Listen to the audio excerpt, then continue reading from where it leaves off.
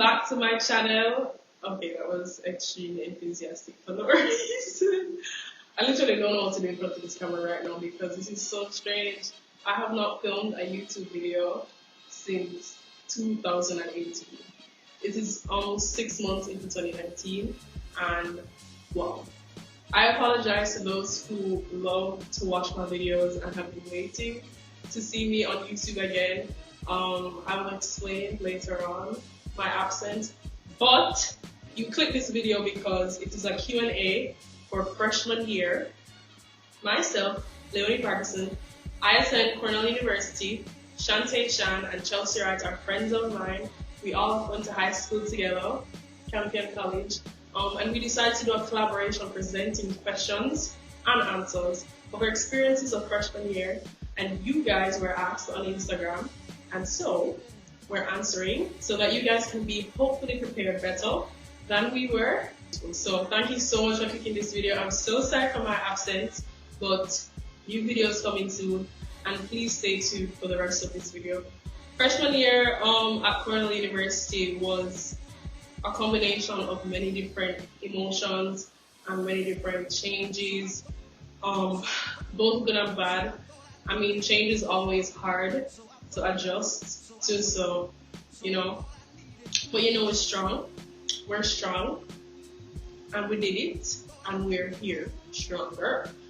So the first topic we're gonna cover is academics. So the first question was asked by @Kayla_Malcolm. Big up yourself. I appreciate you so much, Kayla, for always asking questions and boosting me. So her question was, how did you adjust to living and learning in virtually new and strange place? I mean, the adjustment was over time. I can't give you a clear-cut answer for how I did it. It was a combination of months, and I still totally have not adjusted. But to be straight, you really just have to live it, that you can learn many different things. So for example, I would suggest that on your first week at school, in university, I suggest you go around the campus and just become familiar. It saves a lot of time, and it just makes you feel like the place is more of a home and more of yours than a strange place. When it comes to academic side, 7 years, Kayla, you have experience, and other Caribbean students of secondary education, you can do it. All you need to do is apply what you have learned, organization skills that you have done. For example, you look at your schedule, you look at what you have to do, you write it down, you set deadlines, everything like that. You apply that to university. Yes, it is different, but you can use those same principles. The difference is that you are going to have to manage many different classes and many different aspects of the class that you didn't have to before, and you have to prioritize self-management because you don't have a teacher that is going to be there calling you, wondering where is your, where's your homework. Nobody's gonna do that for you. You're gonna have to make sure that it's done. You're gonna have to make sure that you attend and you get up when you're hating. So it's really just about experiencing and applying yourself. I think that's the main thing. Also, just make sure you are disciplined and always remind yourself of why you are there. Just simply write it somewhere in your room, put it up, we don't know, but that is something that is going to get you through the years, the days of university or furthering your education. I'm telling you. Support for that question. Support from friends and family is one thing that got me through the strange new place. Having familiar voices, faces, always consistently around me, even though there's many different changes happening. Second question is from ER_Brownie, which is Brianna. Thank you so much for asking. How did you choose your major/field of study? So I came into Cornell undecided. On my transcript right now it says undeclared, but I am stuck on biological sciences right now. I never really wanted to make that commitment as yet, just because I wanted to explore different types of majors first, and I'm not finished exploring yet. I have to the beginning of junior year to actually officially declare my major, so I'm not in any rush, but I am on the pre-medical track. As a result, I'm doing science courses, and it would just make sense to do courses that will align with the requirements for pre-med as being my major. So the third question is from @DomZ0214, which is Dominique. Thank you so much for asking how to choose your courses. So your courses will be chosen from your major requirements. You can go to your academic advisor, or maybe you get a peer advisor and just ask them, based on your major, what is the best courses I should get out of the way freshman year. Your school, I'm sure that you're going to will have information to give you the track, how to track your major and the classes and what to choose. Honestly, with like my major, there's many different combinations of classes I can take, but based on previous experiences of students that you can ask, there is probably a better route, a better combination of classes to take based on just being able to manage them. So definitely ask questions for those who have done your major, are doing your major, preferably students. How I chose my courses were I wanted to be on the pre-med route, undecided if I want to, but still be doing courses to tick off the requirements, but also experience overall subjects that I did before. So my first semester, I did psychology. That was the class that I've never done before, and that was very interesting, and I liked it. The fourth question is, how do you like your major so far? So honestly, I had to do general chemistry, which I was exposed to the topics from CAPE/CSEC, but they were heavily mathematically based. And it was just so many different parts of class. So you have to do the lab, you have to do the pre-lab questions, you have to do a quiz, this was general quiz too. And it was just stressful managing it first year. But I do not like what I'm learning. It's so hard to be able to learn it while life is really taking its course. The pre-med route is harder. But I do like and I'm interested in what I'm learning, especially biology. So my fifth question is from Tony J.B, which is Tony Bridges, my virgin. And he said, would you rather have a class at 8 a.m. or 8 p.m.? I think I'd rather have a class at 8 a.m. being a student athlete, simply because starting my day earlier makes me plan and allows me to have a more effective day, or more efficient day, I should say. After being dead after training, I'm not going to an 8 a.m. class. I'm sorry. No. Other questions are, do you feel your academic life would have been different in Jamaica / is there a difference in schooling, whatever? So I don't have any tertiary education in Jamaica, but I have identified many differences with high school. The teachers, it's obviously like more casual. You know how in Jamaica you have to stand up and say good morning, good afternoon, good evening. You talk to your teacher with authority. You call them as Mr., Mrs., Miss. You don't do that to you. Call the professors by their first names, which is very strange. Well, it was very strange, it's not now. Just the strictness of Jamaica is very clear. The casuality of the classes is very nice. For example, my general chemistry classes, it was just very funny how the lecturers would lecture. They just brought more of their personality into it instead of being like an authoritative figure. So it made it more fun to learn. So I appreciate both sides to it, you know. Next thing I'm going to talk about is culture shock. So _Alia Hamilton asks, can you speak about diversity being Caribbean in extracurriculars?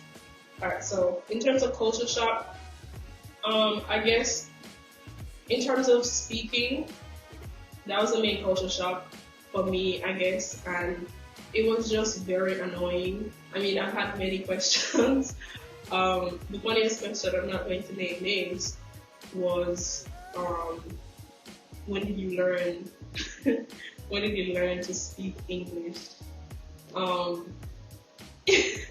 I laugh because it's just so funny, like, because people just don't know about the Caribbean or Jamaica, like literally actually know. They know about Bob Marley and stuff, and weed and stuff, and things that we live on that one island, on the beach, and I smoke weed all the time, and I catch fish, but that's not true. And it's just like, there's so many different stereotypes associated, which is just so funny. But the main culture shock was, yeah, keeping your identity on the checks. You know, say you have to talk a certain way for people to understand you, but at the same time, do you really though? Maybe talk or you won't talk and make them answer what you just said. You know, like kind of just keeping a balance, keeping you previously, although you are subjected to change, keeping you and not losing that identity while you're away. Not being able to see your friends, being able to see your country and everything like that, and just having persons speak and act a different way around you, what you know, so you grow a certain way, just keeping you, I think, was kind of hard. And the shocks that I felt as a result of living away from home tested, I guess, me, you know? And not in like any serious way, you know? It's just like, you just pick up on saying different things, and you just, people doing different things around you, and you just have to, you know?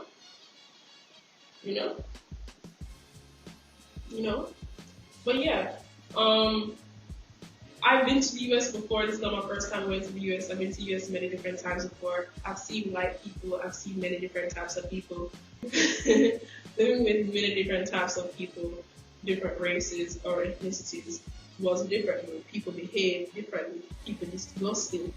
I have several stories. At Tony again, he asks, how would you describe it in that college? I describe it as atrocious, disgusting, for the majority of the time, for the beginning of my freshman year. That's what I would have described it as. But I have found many different places at Cornell that I can eat breakfast, lunch, and dinner. You just have to find where you can find edible food, so that you can be nourished, which is very important. In the beginning of the semester, I really wasn't eating at all.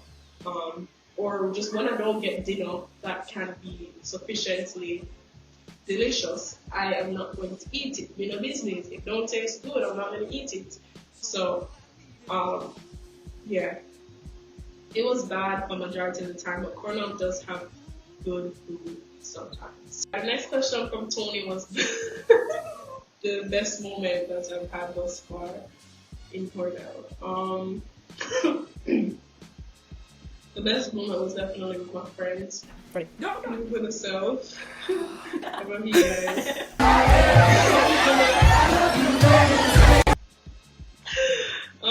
Definitely with my friends. I don't think I can name one because there's been so social life. Is that a thing? Please tell me more. Social life is a thing in the university. Particularly for me, it wasn't a big part of my life in university thus far. Social interaction with persons outside of my friend group, no, not that much. I do have people that I know and people that I would call friends, but not close ones. Outside, not extremely close outside of my friend group, just because it was just hard to find time to maintain friendships with people outside of my friend groups or friend group. Parties, there's concerts. I'm a student athlete, so it's very hard to do that outside of my teammates and the one or two friends that I have found that will talk to me outside of classes. So yeah, it exists, and I did socialize or go to social events, yes, but it's very hard to manage your time. My time as a student athlete, but you can do it. I believe in you. So, weather. How was the weather, and do you like your campus? The weather was atrocious for majority of my time at Cornell. But when the moments were great, when it was in the teens and sunny, it was really good. My campus is absolutely gorgeous. I love it. I hate it at the same time because it's on a friggin' hill, and I exercise when I don't want to. But it also keeps my calves looking nice, exhibit A. So yeah, it's beautiful. But I'd love to talk more about this. I don't want to make this video extremely long. But big up Shantae, Shan, and Chelsea Wright. Please subscribe to their channel. The link will be in the description box below. Also, link to my Instagrams. I have an Instagram, my personal Instagram, and then I have an art one. Please follow both to keep up with me. I still do bullet journaling. If any of you guys are interested, that's where I have my questions. I have been doing it. I'm looking down because I have a monitor. I've been doing it for the year. So if anybody is interested in that, I post on at Leone Farquharson, my bullet journaling, and I can post more on YouTube if you guys are interested. But thank you guys so much for watching. Listen, I have many videos planned. Please subscribe, and I will not fold. I will not fold. Serious. I will not fold. I'll see you guys later. Love, love, love, love.